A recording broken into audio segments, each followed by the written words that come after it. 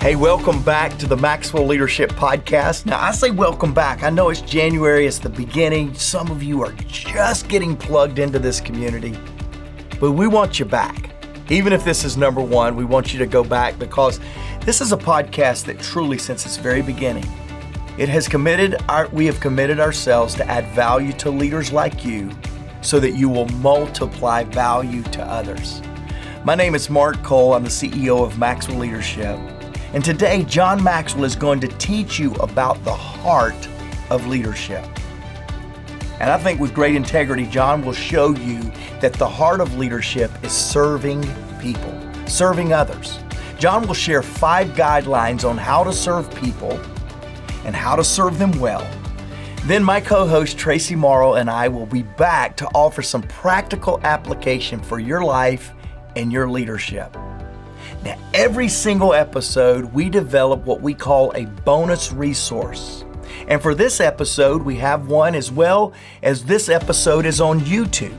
So if you'd like to download the bonus resource or look at the episode, be a part of our visual audience on YouTube, go to maxwellpodcast.com/serve. Now, grab a pen, open your mind. Here is John Maxwell talking to you about the heart of leadership.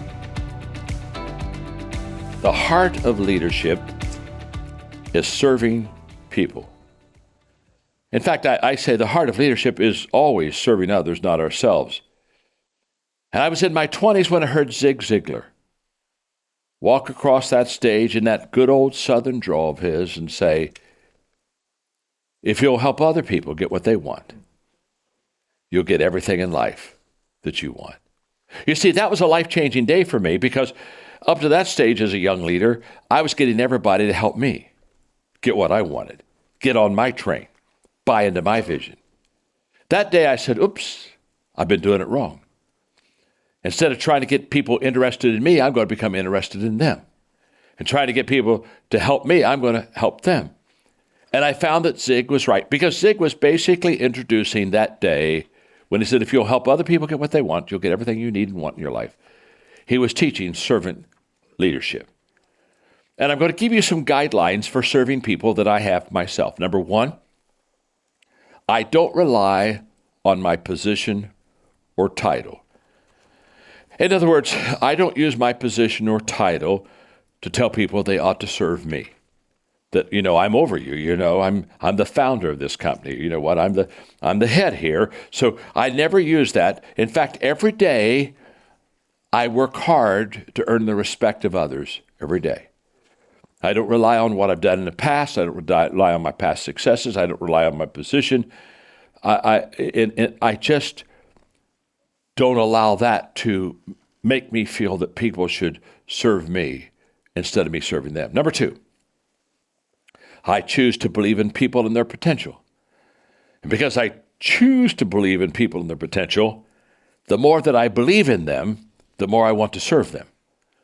One of the things you're going to find is there's a relationship between how much you serve a person and how much you believe in that person. Number 3, I try to see things from the perspective of others. That's why I constantly ask questions. Because I found out that knowing how other people think helps me to serve those people in a better way. Number 4, I work to create an environment of encouragement. I think encouragement is oxygen for the soul. And I think people thrive good in an encouraging, uplifting environment and culture. And number 5, I measure my success by how much I add value to others. In fact, the success of others becomes my success. And so let me just connect that with you that are listening to my teaching today. I evaluate how successful I am today in my teaching and sharing by how much this will help you improve your life. In other words, if you see me a year from now and say, boy, John, that day I sat with you, you taught me some principles that just helped me become a better leader, a better person in my family, a better person in my community, a better person in my company, then I'm going to feel that I was very successful. Your success is my success. Now, that hasn't always been true. I for many years was a ladder climber. I was successful, and I was producing, and I was doing great things, and it was really working out really well for me. But I made a switch about 15 years ago, and I became, instead of a ladder climber, I became a ladder builder. And what I do now is I build ladders for other people to be successful. And I'm very happy with that, because I don't mean this unkindly, or I certainly don't want to mean it in a wrong-spirited way or an arrogant way. I've been very successful. And what I found is there's something more exciting than my personal success, and that is helping other people be successful. Hey, podcast listeners. Many of you listening right now would probably love the autonomy that comes with owning your own business or becoming a coach that helps other businesses succeed. Well, we have a phenomenal strategy where you are 100% in control of your own business, earning income on your own terms, and have access to the people, tools, and resources you need to build a thriving leadership development business. When you become a Maxwell Leadership Certified team member, you join a global community of entrepreneurs led by our expert team of mentors and faculty, including John C. Maxwell. You'll also get one of the top leadership certifications in the world next to your name, giving you the boost you need to get started. Visit us online at maxwellleadership.com/join the team to find out more. Hey, welcome back, everybody. I'm here with Traci Morrow, and we try every single week. We try to kind of have a standout statement of what we're trying to accomplish, what we're trying to communicate with this particular episode, this particular podcast. And today's standout statement is one that I've watched John Maxwell absolutely focus on all of his life, and that is believe in people. And I think to really believe in people, what you're hearing from John today is it requires a servant heart, a servant attitude. John has said this often. He didn't say this in the teaching today, so I will quote what John says often, and that is, when you see people as hurting, you try to help them because you see them as hurting. When you see people as in need, you try to make a difference for them and try to give them something of value. But when you see a person as valuable, you serve them. And I think today what we're seeing with John is a passion to serve one another is the heart of mine in your leadership. And Traci, you have led teams, you lead teams, you've worked alongside of John and others for all of your life. And boy, there's something about fulfillment as a leader when we're able to serve one another. It's so true. I just love the term, and for some people it puts them off a little bit, but when you really wrap your head around the term servant leadership, it really, again, turns it upside down. It's when we tend to think of leadership as a kid, that we get to be on the top of the pile. And when John talks about servant leadership, and he kicks it off with this Zig Ziglar quote, it really shifts our mind. If we help other people get what they want, we end up getting everything in life that we want. And I think I was in my 20s, mid-20s, a young mom, when I first heard that and really started learning that. And in my young leadership journey, John is always so open to share about where he kind of learned these thoughts in his journey. I was in my 20s, and I thought in order to be, I wanted to be a good conversationalist. I wanted to be interesting. And I can remember when I was first married, Casey would under the table squeeze my hand or squeeze my knee. That was his signal to me to stop talking and ask a question. And I can remember I could feel my face turn a little hot with embarrassment. And later he would say gently, and he was kind, but he would say, you would be talking too long. You needed to ask them a question because it was too much of you talking. And it was me truly just trying to be the person who was interesting and engaging in conversation. And that was a lesson to me to start asking questions as a young 20 something. And it wasn't until I was in my 30s that I heard it in sales said this way: don't try to be interesting, be interested. And that meant be interested in what other people were saying, not so much in trying to be the hero or the interesting person at the table. And so I'm just curious, what was your story? What was it how did this comment from Zig Ziglar, because I know you and I, our journey was very much the same. How was it? How did this impact you when you learned if you help other people get what they want, you end up getting what you want? Yeah, and I remember I was in several arenas when Zig Ziglar was teaching, and I'll never forget the first time he said that. And then when I heard John continue to allow it to live and even show it a different way, it goes back to your question: how did I learn? Where did I learn? And it comes from my dad. Of course, many of you know this. I grew up as a preacher's kid, and our whole life was about serving others. But it goes back to even a philosophical way of living. It was Gandhi that said the best way to find yourself is to lose yourself in the service of others. And I think true identity of life of oneself comes when you make that life, the life you're living, about serving others. I remember seeing my parents model that. I remember when I first came on John Maxwell's team, I was 30, and I would watch him truly live out this concept of making other people the hero. John makes statements like, before you can lead people, you got to find people. He makes statements like, when you help enough people, as Zig Ziglar says, to get what they want. John makes these statements of, except for one trivial exception, the world is made up of others. And he makes these statements, and some of them are cute, some of them are memorable, but really they are all insights to a life John Maxwell has lived, well lived, for the service of others. I think we couldn't do justice to this lesson, Traci, without recognizing military personnel from around the globe. All of us, we have dozens and dozens of countries that tune into this podcast every single week. And no matter what country you are, the people that have made serving their country as a military personnel a high calling, we honor you.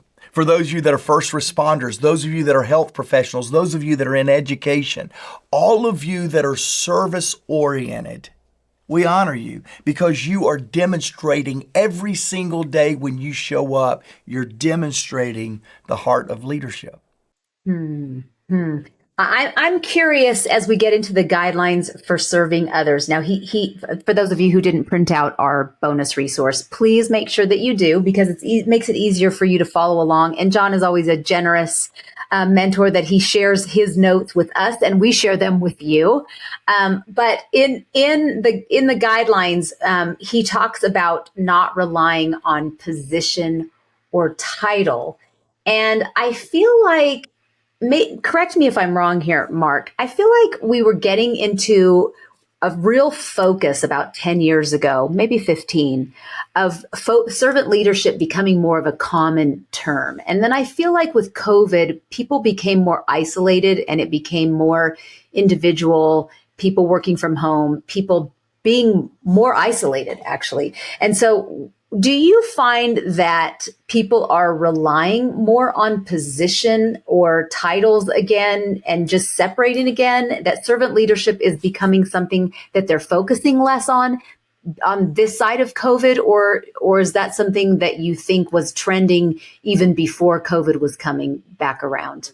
It's a really good question, and I don't know servant.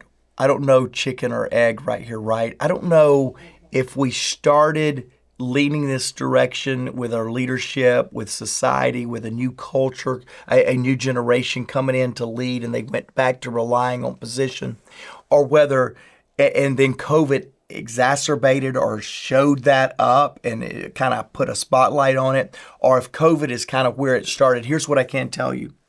in our purview and the people that we're dealing with, that yes, there is a much stronger dependency on the position or the title in driving people. And I think as it relates to post-pandemic, I believe we got away from the hard work of relationship development, the hard work of serving others, because we didn't have as much relational interaction. There was not as much social connection. And so we went back to you either have to like what I'm saying by clicking the social media thumbs up icon or emoji, or I'm just going to railroad through it. It doesn't matter if you like it or not. I'm just going to tell you what you need to do. We lost the art, especially in politics, of working across the aisle, of learning how to influence people that doesn't see a situation or an issue or a worldview the same way that we do. And we either write them off or we try to railroad them off. But either way, we've stopped working as leaders in helping others and are connecting with others. And because of that, the idea, the art of servant leadership seems to have been lost along the way. I would agree with that. And which leads right into the next two. And as you're taking steps away from that, if you're going more towards position and away from servant leadership, and you're moving away from people and you're becoming more isolated, then those next steps where it's saying choose to believe in people and their potential and seeing things from the perspective of others, it's very easy to miss those because you're isolating. You're becoming more like, this is my job. These are my hours. This is what I do. I check out and then I get to do what I want to do because it's just a box that you check, the job that you do, the hours that you serve, and then you get to do what you want to do. And it's separating more from what you do to what you really want to do. And so I'm wondering how those, I mean, maybe it's kind of the answer in itself, but there's got to be something deeper. How is it that leaders are missing the step of seeing things from their people's perspective and seeing their potential when it seems that their potential and their perspective seems to be such a difference maker? Yeah.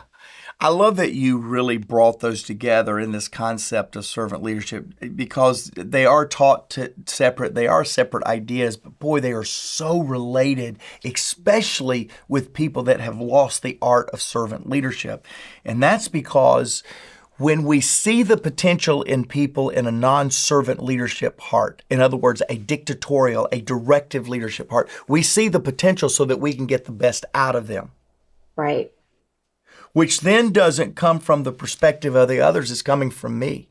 But yet when we serve others and we see the potential in them, we want to get the best from them for them. The best from them for them rather than the best from them for me then allows them to feel like their perspective matters, that their value is intrinsic rather than their value is to be extrapolated. And too many times, non-servant leaders see a high potential person as a gold mine to get as much gold out of them, rather than to work with them and see them as a reservoir that if I keep putting stuff in, it'll continue to grow and be a greater producing leader. And oftentimes, anymore, we don't take time to put back into the life of a leader what we've taken from that life of the leader. Mm-hmm.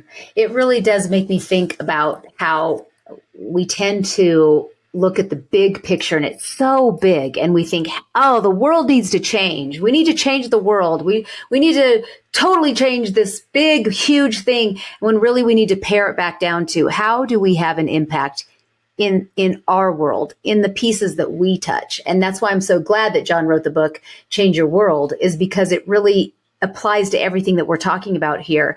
We have gotten off track and it's not that hard to get back on because we can change it in the places where we show up, in the spaces where we show up, and the people whose lives that we touch. And it goes right to number 4, and that is encouragement is oxygen for the soul. We can encourage the people that we interact with in our homes, in our work environment, in the places and spaces where we show up by first seeing and valuing the people that we interact with.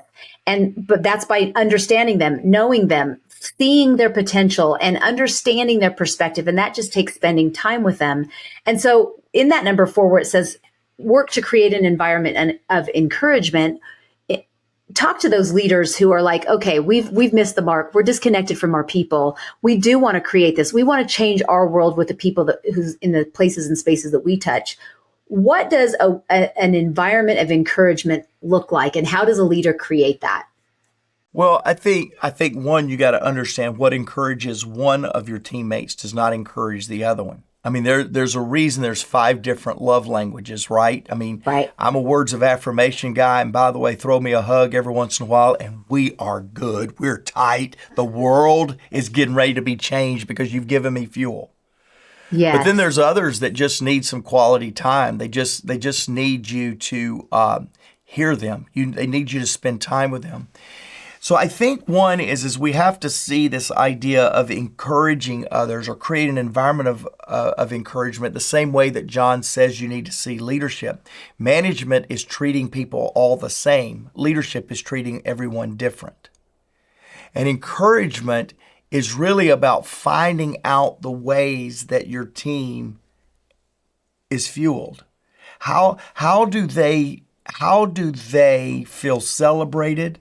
What gives them energy to come in very excited the next day? What is the environment? What is required in the environment for them to reach their full potential? And you're not going to know things. We talked just a moment ago about see things from others' perspective. We talked about now how to encourage, how to create an environment of encouragement. Man, leaders, I'm going to tell you something. Let me tell you this. If you're listening to these current podcasts, and this is not down the road, we're in the second week of January, and some of you have yet to ask people how their holidays were, and you also have yet to ask them what's their growth ambitions for this new year. My point in this is whether you're listening to this when it's current, the second week of January 2024, or whether you are listening to this 5 months later. When is the last time you have asked your team questions to find out where they are rather than asking them questions to get them where you want them to be? And as leaders, we need to slow down and understand where our people are before we can take them where we want them to go. I gave the Gandhi quote earlier. I think another great example of this is Jesus, the historical leader. If you don't believe in the faith figure of Jesus, man, he lived with his disciples for 3 years to understand where they were, what their challenges were, so that he could equip them to do great things after he was done, after he was gone.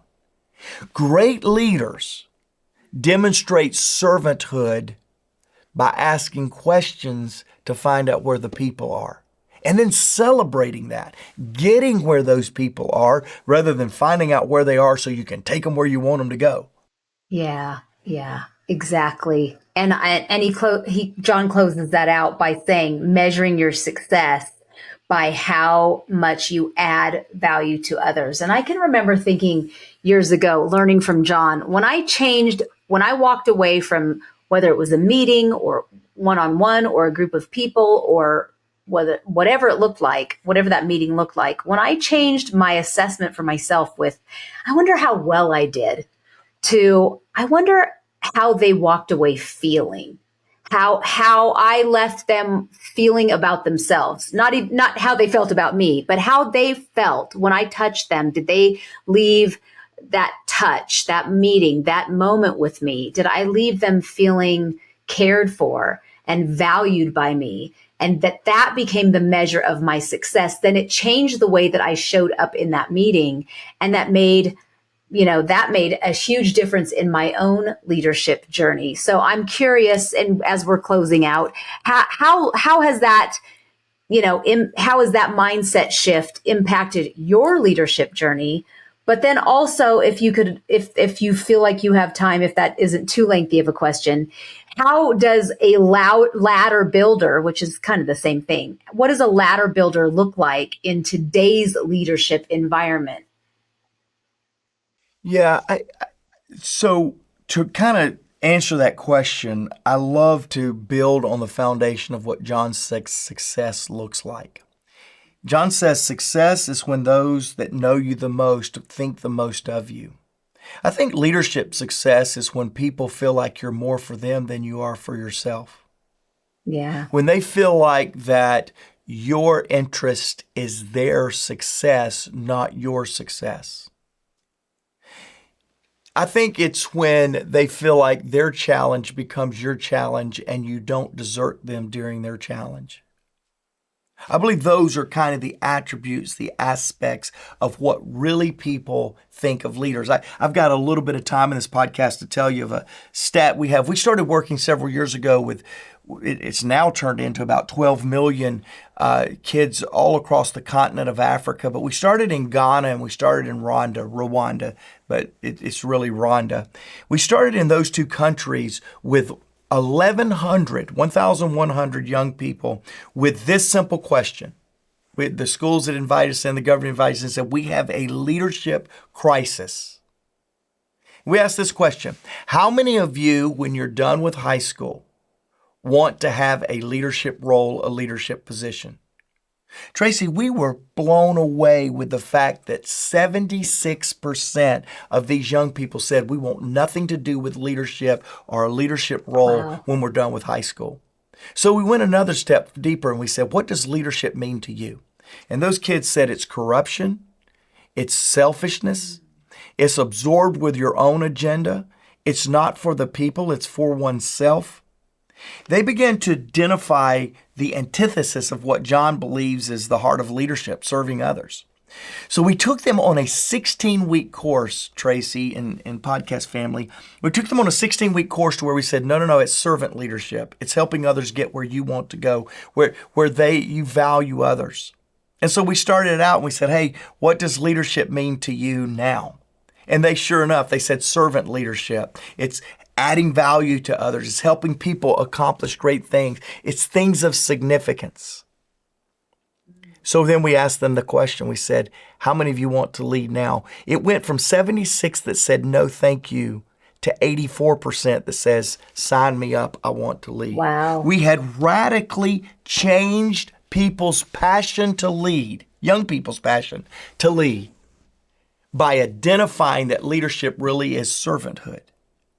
And so when we talk about this concept of measuring your leadership success by how much value you add to others, you got to start asking questions.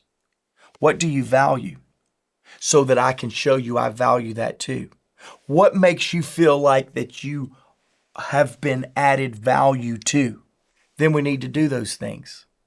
And I think by just becoming conscious, turning a listening ear toward our people in this year as we begin to lay out leadership, it will profoundly impact your ability to successfully lead the people under your responsibility.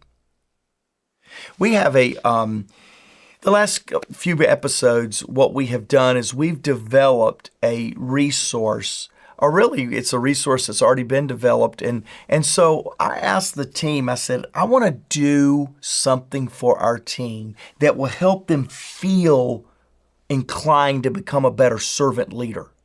How do they think bigger than themselves? How do they think about a world beyond themselves? And John several years ago wrote a book called Change Your World. Traci, you got it right up over your shoulder there.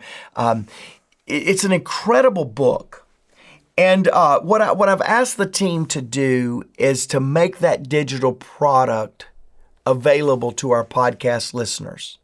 This is a content that's going to help you. And so we're offering our podcast listeners the online course, Change Your World. Now, normally this course is $299. You can check it out online. That's what it is. But this week, for our podcast listeners, when you click on the link in the show notes, you can get it for just $99.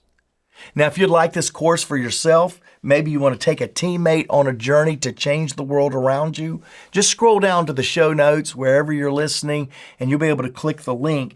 Because Traci, truly, if we can get our heart and our mind around making a difference in the world, we will begin to demonstrate this heart of leadership, this idea of serving others. I want to finish our podcast today with a comment from Ivan. Ivan listened to a recent podcast, and he was just kind of blown away, and I love it. Ivan, you said, wow, just wow. So what you really showed is you could spell wow frontward and backward. Wow, just wow.